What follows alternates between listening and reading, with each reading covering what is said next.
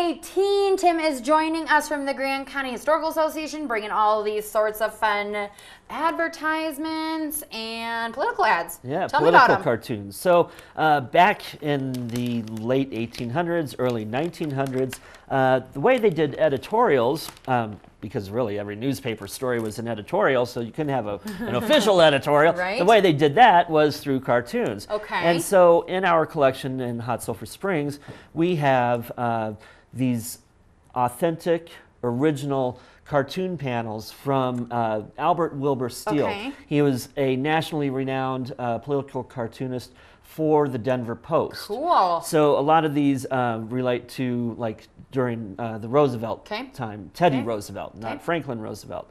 So these are all around 1901 That's crazy. to 1907. And they're the originals. And yes, these are the So originals. it So would be- you're probably wondering how I have these. I do. So the reason why we have these is his son, George Steele, homesteaded just south of Parshall on the Williams Fork. Oh, you know, So why not? he had all these, and he gave them to us. Cool. I actually have more of these at the museum. Very but cool. These are the ones I Were brought out. they just like in the paper? Like in Yes, the... they would appear in the paper. You This know, they made size, not or- this size. Okay. No, they shrank them down Okay, for in the okay, paper. okay. But yes, so these are great. This is Yeah. my favorite Yeah, right that's here. a great one. You know, because this does relate to Grand Yep, County history. yep. That being David Moffett and the Right. challenges that he was facing trying to build his Right. railroad. And if you read through here, there are all kinds of little comments, you know, money, trust, Yeah. barrier, millionaire opposition, that being the Union Pacific, Okay, okay. Wall Street barrier, Harriman opposition. Now that's a whole nother story. That's the Union Pacific, Okay. and there's so much more about that, such as a Interesting. giant reservoir Right. that they were going to dam the Gore Canyon, and it would have flooded all the way back to Parshall. Oh my gosh. Yeah, crazy huge. wouldn't So exist. yeah, so this is a great one That's cool. From 1902. from 1902. Then these two are two of my favorites right here. Okay. Yep. So these have to do with the Russo-Japanese War, and here at the beginning of the Russo-Japanese War, no one thought much of Japan. So the Right. bear, Yep, Russia, Russia. is huge compared to the dog, Japan. Right. That's so funny. By the end of the war, when Teddy Roosevelt, who gets the Nobel Peace Prize for negotiating Yep, the peace between the two, okay. by then, you see, the bear is pretty battered, and the dog is just as big as Russia. Yep. So, I mean, that it's really funny to Right. see the Bear's contrast. eyes. Oh, like, I know. That's just... It's just, yeah. And that dog's still looking pretty darn mean, Yes, right? yes, Yeah. I would say so. Yeah, it's great. Cool.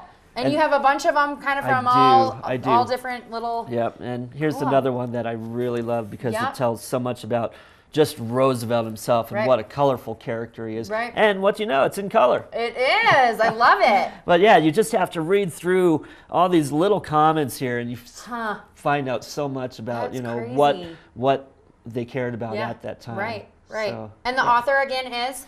Albert Wilbur Steele. Steele. Yep. Cool. In fact, when he passed away, it made front page news of the Denver Post. Okay. And it actually was kind of a day of mourning for all of the city of Denver. Yeah. So I'm yeah, sure. I mean, he brought obviously a lot to he did. the paper and stuff. So, So, yeah. Okay, cool. And what then else do we have? This one Yes, I'm is intrigued. really crazy. Okay. So I was digging around in a collection of this old judge from Grand County. Okay. His name was Jacob Pettingill. Okay. And he actually was pretty darn famous in his day.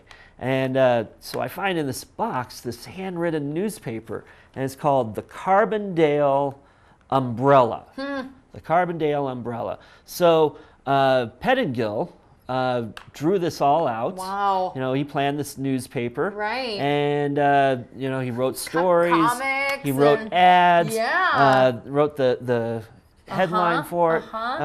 So, and That's so cool. he even drew out the city hall and the bank and Carbondale Bank and all of this stuff. And I'm like, why? No kidding. Why is Carbondale over Right, here? right. Because, you know, Pettingill was always either in Hot Sulphur Springs Okay. or Grand Lake. Okay.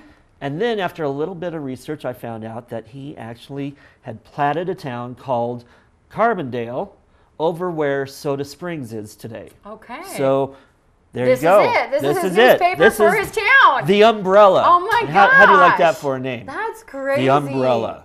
Any other things that associate with this and him? And So, well, like I said, Jacob Pettingill was very famous back in his day. He actually was listed in the, what's it called? Now I'm losing my train of thought. Anyway, he was very famous in his day for being a judge here in Grand County. Awesome. And our highest peak in Grand County is actually named after him, Pettingill Peak. Oh. So yeah. Another thing I didn't know. Another thing you didn't know. Actually, that's something most people don't know. Say, okay. So, and then other things I have are, I have the only copies known to exist of the Grand Lake Prospector. Cool. We're going to take a break, and we're going to come back to that. So coming up with some more newspapers from the Grand County History Association. Historical, because the website is grandcountyhistory.org. We'll be back here on TV 18. Thanks